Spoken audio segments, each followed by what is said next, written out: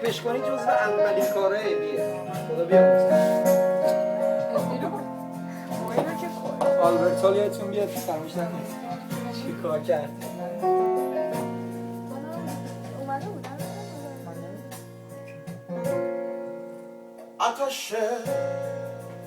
آتش موندن با تو دلم ریشه دفونه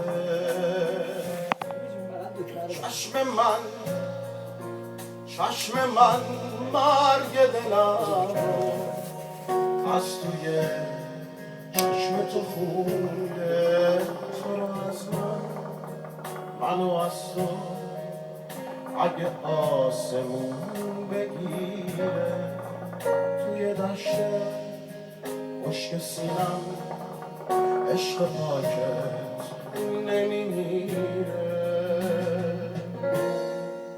بیا تا برای غم جایی نباشه شاید امشب بره فردایی نباشه بیا تا برای غم جایی نباشه شاید امروز بره فردایی نباشه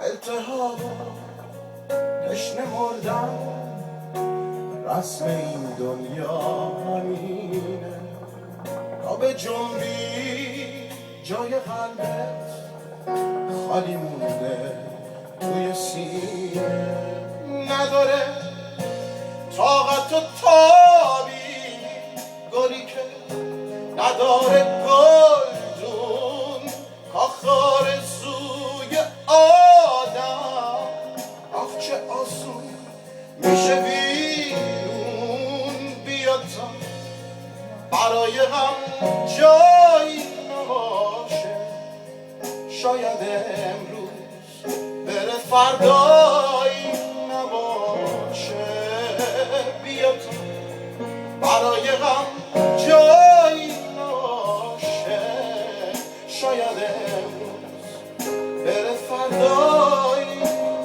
نباشه Merci beaucoup.